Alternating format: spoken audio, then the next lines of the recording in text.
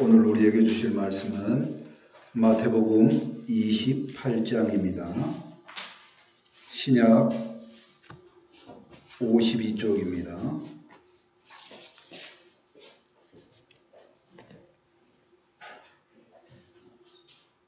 마태복음 28장 1절에서 10절까지의 말씀입니다. 한 절씩 교독합니다.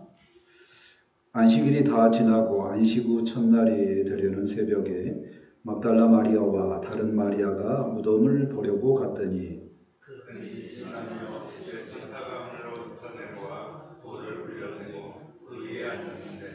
그 형상이 번개 같고 그 옷은 눈같이 희거늘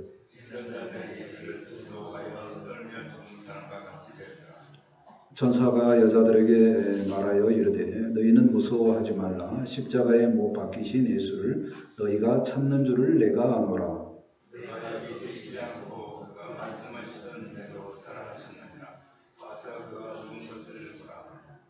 또 빨리 가서 그의 제자들에게 이르되 그가 죽은 자 가운데서 살아나셨고 너희보다 먼저 갈릴리로 가시나니 거기서 너희가 배우리라 하라. 보라, 내가 너희에게 일렀느니라 하거늘.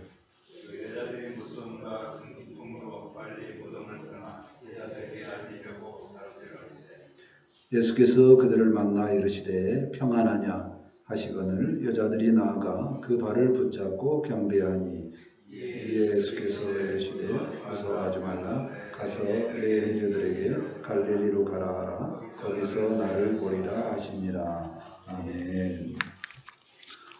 저희 어머니께서는 자녀가 많습니다. 결혼을 시킨 자녀가 이제 7명이나 되기 때문에 늘 걱정입니다. 왜냐하면 동시에 다 7명이 다 편안하지 않기 때문에 그래요. 그러면 다 결혼을 시켰으니까 이제는 좀 마음을 편안하게 갖고 내 인생 살면 편안할 텐데 우리 어머니는 그러시지 않더라고요. 늘 걱정입니다. 그래서 그 마음 가지고 과연 주일날 예배 드리러 가면 말씀이 들립니까? 한번 물어봤더니 들릴 때도 있고 안 들릴 때도 있다 그렇게 말씀하시더라고요. 우리도 이렇게 분주하고 마음이 바뀌면 하나님의 말씀이 안 들립니다. 오늘 본문에도 마찬가지입니다. 우리 분주하고 바쁘고 그런 정리되지 않는 마음 가운데 우리 주님께서 말씀하십니다. 평안하냐. 우리 주님께서 이렇게 말씀하신 그 평안하냐의 의미를 잘 새기고 모든 인생이 다 평안해질 수 있기를 기도합니다. 아멘. 첫 번째 무덤으로 가는 여인들을 보고자 합니다. 1절 말씀입니다. 안식일이 다 지나고 안식 후 첫날이 되려는 새벽에 막달라 마리아와 다른 마리아가 무덤을 보려고 갔더니 이제 안식일은 이제 구약의 날짜로는 토요일이죠. 안식일이 다 지났으니까 주일입니다. 오늘입니다. 오늘 새벽에 움직였다는 얘기는 굉장히 급한 일이죠. 엄청나게 서두르는 중요한 일 때문에 움직인 겁니다. 막달라 마리아하고 다른 마리아는 이제 예수님을 굉장히 사랑한 여인들이죠. 그 여인들이 무엇을 하러 갑니까? 새벽에 움직이는데 무덤을 보려고 갑니다. 그 새벽에 그 중요한 일이 무덤을 보러 가는 일입니다. 무덤을 뭐하러 보러 갈까요? 우리는 이제 묘를 지내는 방식이 다르죠. 우리는 바닥에다가 사람 관을 하고 흙을 하고 매장을 하죠. 그래서 우리는 무덤에 간다는 것을 생각을 못 하는데 이스라엘 사람들은 그렇게 매장하지 않습니다. 산의 어기 같은 거 돌산에다 큰 구멍을 내놓고 가족 묘죠. 그리고 문을 답니다. 사람이 지나갈 수 있도록. 그리고 그 사람이 지나가지 못하도록, 사람은 지나가지 못하도록 큰 돌로 막아놓습니다. 그래서 필요하면 그 무덤을 열고 장례를 치르고 또 문을 닫고 그러죠. 근데 그때 보통 사람에 따라서 귀한 사람이면 장례를 지난 다음에 향유를 붓습니다. 향유를 붓기 위해서 지금 이제 막달라 마리아하고 다른 마리아가 거기를 가는 거죠. 여인들이 새벽에 예수님을 생각을 하면서 그곳을 향해 달려갑니다.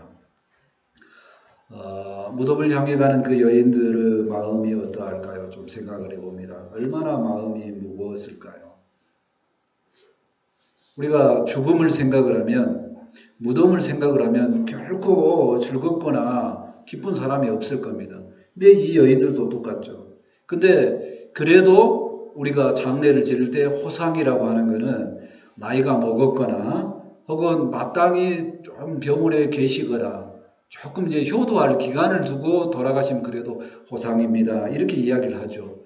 근데 예수님은 아닙니다. 갑자기 십자가에 매달리고 돌아가셨죠. 그래서 지금 여인들은 그 예수님께 사랑의 고백하는 마음으로 아직 다 사랑의 표현을 못했어요. 아직 말 그대로 저 세상으로 보내는 그 인사를 못 끝냈습니다. 그런 마음을 갖고 유대인들의 습관을 따라서 지금 무덤을 향해 가고 있는 겁니다. 사실은 이 여인들이 이렇게 하면 안 되죠. 누구 편에 봤을 때는요.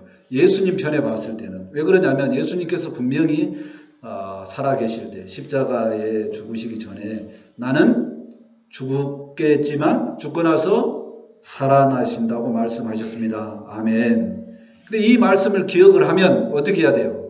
예수님께서 살아나실 것을 기억을 하고 기대하면서 기도하면서 집에서 기다려야 합니다. 근데 어때요? 지금 무덤으로 가요.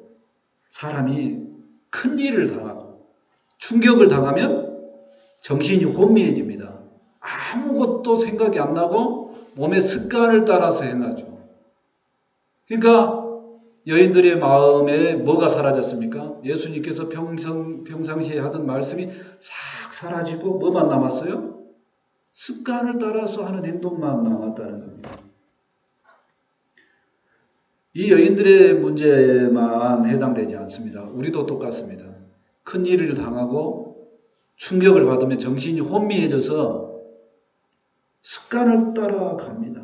근데 여인들이 습관이 그래도 예수님을 찾아가는 습관이어서 참 다행입니다.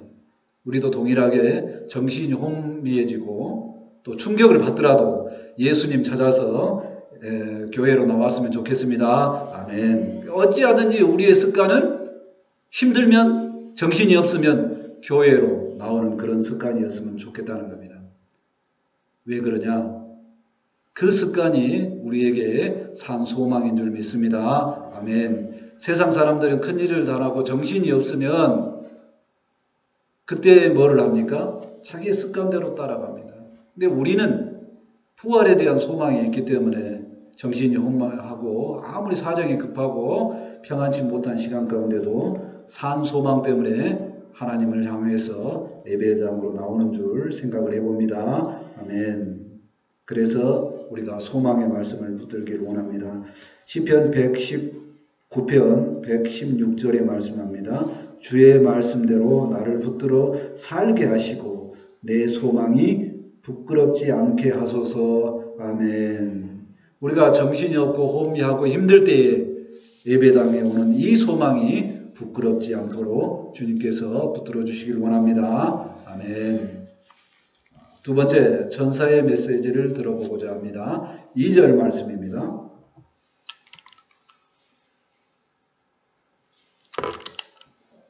2절입니다. 큰 지진이 나며 주의 천사가 하늘로부터 내려와 돌을 굴려내고 그 위에 앉았는데 3절 계속 읽습니다.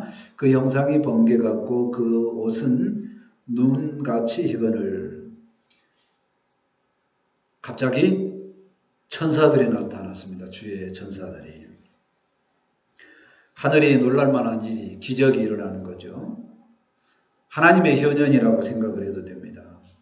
이 놀라운 일이 일어나서 무덤에 돌을 굴려내고 다른 복음서에 보면은 땅이 터지며 흑암 속에서 빛이 임하는 그런 역사도 있다고 합니다. 아무튼 무덤에 돌이 굴려졌으니까 여인들의 걱정 하나는 없어졌습니다.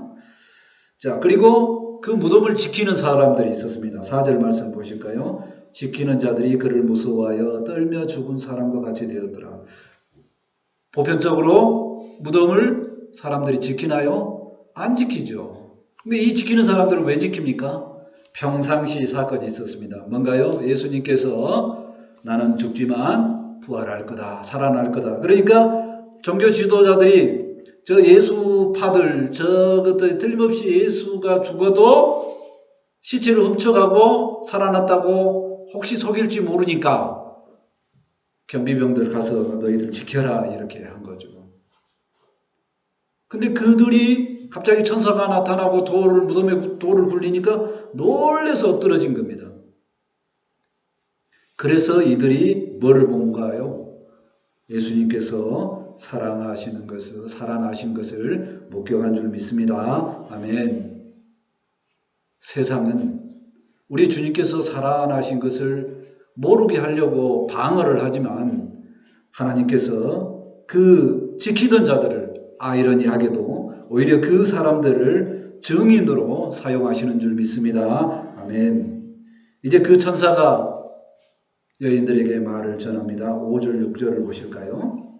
천사가 여자들에게 말하여 이르되 너희는 무서워하지 말라. 십자가에 못 박히신 예수를 너희가 찾는 줄을 내가 아노라. 그가 여기 계시지 않고 그가 말씀하시는 대로 살아나셨느니라. 와서 그가 누우셨던 것을 보라. 아멘. 천사가 여자들에게 말합니다. 무서워하지 말라.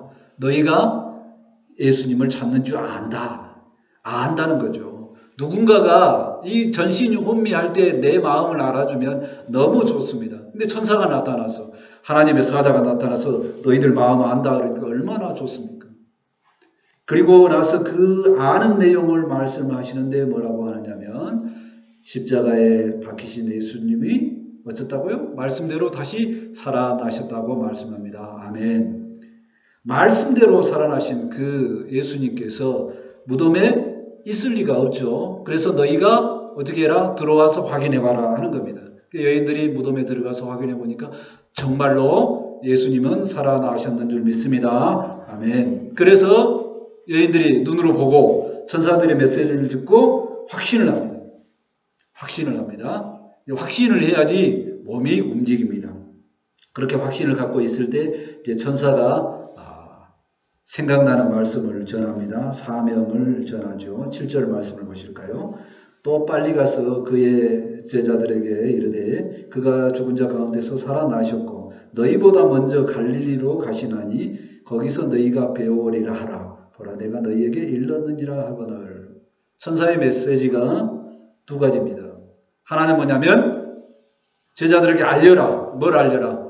그가 살아나셨다. 예수님께 살아나셨다. 이거 알려라. 그리고 또 하나는 뭐냐면 제자들에게 어디로 모여라? 갈릴리로 모여라. 이런 겁니다. 왜 그러냐면 예수님께서 내가 죽고 다시 살아나면 갈릴리에서 먼저 내가 갈 테니까 너희들은 와라. 그럼 만나겠다. 이렇게 이야기합니다. 천사들의 메시지를 생각을 해봅니다. 천사들의 메시지는요. 분명합니다. 사실 천사들은 하나님의 대리자이기 때문에 우리 인간이 아닙니다. 영적인 존재입니다. 엄청나게 능력이 있고 지혜가 있습니다. 그런데 사람에게 비교해서 부족한 점이 있어요. 뭔지 압니까? 천사들은 거짓말을 못합니다. 그러니까 예수님께서 제가 왜 이 이야기를 하냐면 예수님께서 살아나셨다고 천사들이 말하면 분명히 살아난 줄 믿습니다. 아멘. 그 메시지가 확실하고 또 분명하게 전합니다. 여인들의 마음 살피지 않습니다. 분명하게 갈릴리로 가라. 이렇게만 이야기를 합니다. 그 갈릴리가 어떤 땅입니까? 예수님께서 제자들을 부르신 땅이고 예수님께서 사명을 실행하신 그 장소가 첫 번째 장소가 갈릴리입니다. 그러니까 어느 곳으로 가라? 사명의 땅으로 가라 하는 얘기입니다. 두 가지를 전했죠. 우리가 생각해 봐야 될 내용입니다. 천사의 메시지. 첫 번째는 예수님께서 부활하심을 메시지로 전합니다.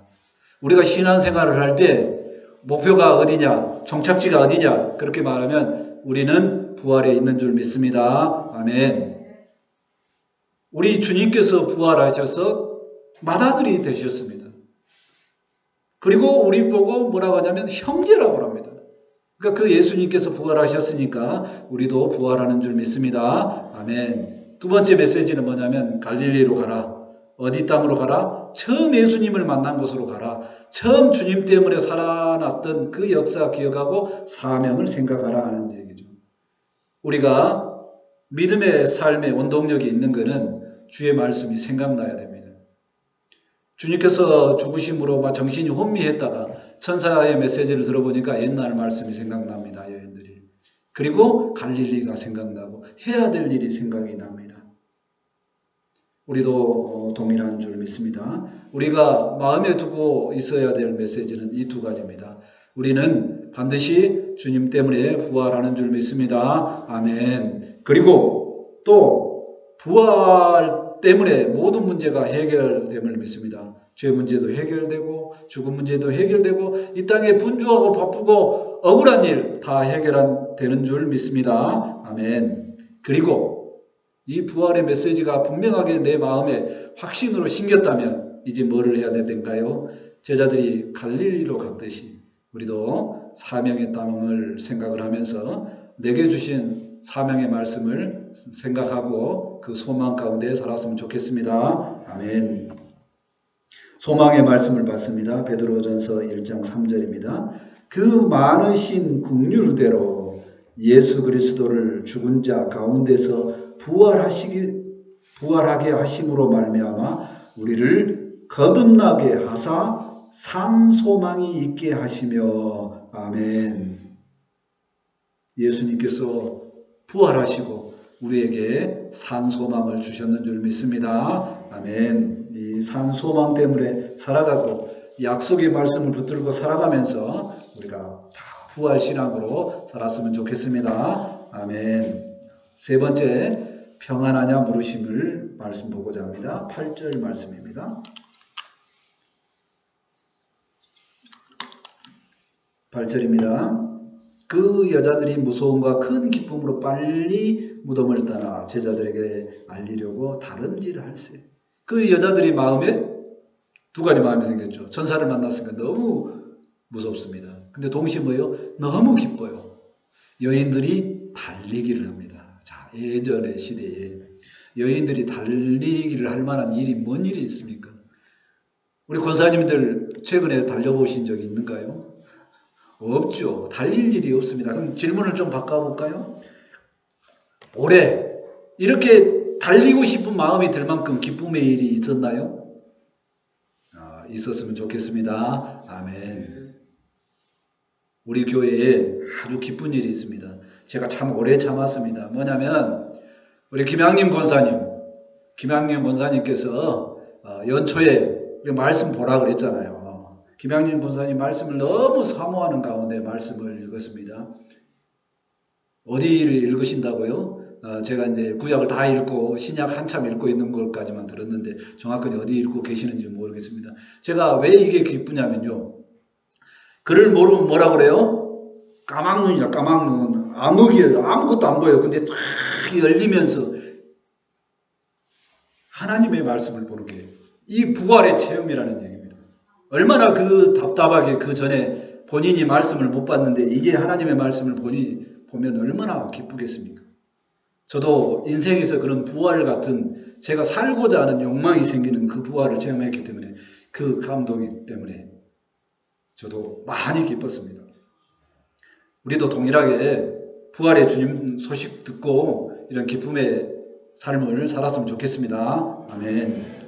9절 말씀을 같이 한번 읽어보면 좋겠습니다. 9절입니다. 다 같이 읽겠습니다. 시작. 예수께서 그들을 만나 이르시되 평안하냐 하시거늘 여자들이 나와 그 발에 붙잡고 경배하니. 예수님이 드디어 여인들 앞에 나타났습니다. 그리고 딱 한 말씀하십니다. 평안하냐. 여인들의 마음이 평안하지가 않죠. 불과 일주일 전에만 해도 우리 주님께서 종려나무 가지 흔들리고 예루살렘 입성해서 이제 왕이 되겠다라고 했는데 갑자기 십자가에 매달려서 처참한 죽음을 죽으시니 정신이 없습니다, 여인들이. 그리고 다시 예수님께서 부활하셨다고 하면 달리고 있는데 이게 평안할 수가 있겠습니까? 평안하냐 물어보십니다. 평안하냐는 질문이 아니고 언어를 보면은 여인들이 대답을 안 한 것처럼 명령어입니다. 평안하라 이렇게 말씀합니다. 현실을 생각을 하면 평안할 수가 없습니다. 근데 주님께서 말씀하셨기 때문에 평안해야 되는 줄 믿습니다. 아멘. 우리 주님께서 부활하셨기 때문에 세상의 모든 근심 걱정, 우리 부활의 주님을 만나면 세상의 모든 근심 걱정, 분주한 일, 급한 일 다 내려놓고 우리는 평안한 줄 믿습니다. 아멘. 그래서 여인들이 그 부활의 주님을 보고 너무 반갑고 또 마음의 평안을 잡고 그 발을 붙잡고 경배를 합니다. 우리도 부활의 주님을 인격적으로 만나고 우리 주님 때문에 평안을 찾고 주님을 경배하는 삶이 되었으면 좋겠습니다. 아멘. 그리고 예수님께서 이제 여인들에게 추가적으로 이야기합니다. 10절 말씀입니다. 이에 예수께서 이르시되 무서워하지 말라. 가서 내 형제들에게 갈릴리로 가라 하라. 거기서 나를 보리라 하시니라. 예수님께서 말씀하시는 메시지가 천사들의 메시지하고 똑같습니다. 어디로 가라? 갈릴리로 가라. 갈릴리 땅이 어디 땅입니까? 사명의 땅이죠. 예수님 처음 만난 곳입니다. 부활의 주님을 만나도 처음 만나는 것처럼 큰 기쁨과 감격이 있는 줄 믿습니다. 아멘. 가장 또 우리 주님께서 만나고 싶은 제자들을 뭐라고 호칭을 하는가요? 내 형제들에게 이렇게 표현합니다. 우리 주님을 믿는 모든 사람들을 형제라고 부르십니다. 형제라고 부른다는 얘기는요, 얼마나 친밀한가 하고 우리 주님께서 부활하셔서 맏아들이 되었기 때문에 우리도 그 은혜를 누리는 줄 믿습니다. 아멘. 예수님께서 부활하신 후에 처음으로 하신 말씀, 이 평안하냐는 말씀을 한 번 더 생각을 해봅니다. 공생의 기간 동안에 예수님께서 수많은 사람들에게 평안하냐를 말씀해 본 적이 없습니다. 오직 제자들에게 이때만 사용을 하십니다. 우리 인생도 부활의 믿음을 가져야 인생이 평안한 줄 믿습니다. 아멘. 부활의 주님을 보고 우리도 부활을 소망하면 마음이 평안해집니다. 나쁜 일에 그렇게 힘들어하지 말고 평안을 찾고 세상 일 때문에 그렇게 분주해도 안 뛰어다녀도 된다. 그런 평안함 갖고 또 좋은 일이 너무 많아도 광분하지 말고 평안한 마음으로 살아가라 하는 얘기입니다. 우리 주님만이 우리에게 참 평안을 주시는 온전한 우리의 주님이 되시는 줄 믿습니다. 아멘. 우리의 부활의 주님과 함께하면 그 약속의 말씀을 붙들기 때문에 우리의 삶은 평안한 줄 믿습니다. 아멘. 요한복음 14장 27절에 평안을 주는 말씀이 있습니다. 평안을 너희에게 끼치노니 곧 나의 평안을 너희에게 주노라. 내가 너희에게 주는 것은 세상이 주는 것과 같이 아니하리라. 너희는 마음에 근심도 하지 말고 두려워하지도 말라. 세상은 우리에게 평안을 주지 못합니다. 오직 부활의 주님만이 우리에게 평안을 주시는 줄 믿습니다. 아멘. 말씀을 정리합니다. 부활의 아침에 여인들이 무덤을 향해 달려갑니다. 습관처럼 가죠. 그 습관처럼 가는 삶은 어쩌면 하나님께서 우리를 붙들으시는 습관인 줄도 생각을 해봅니다.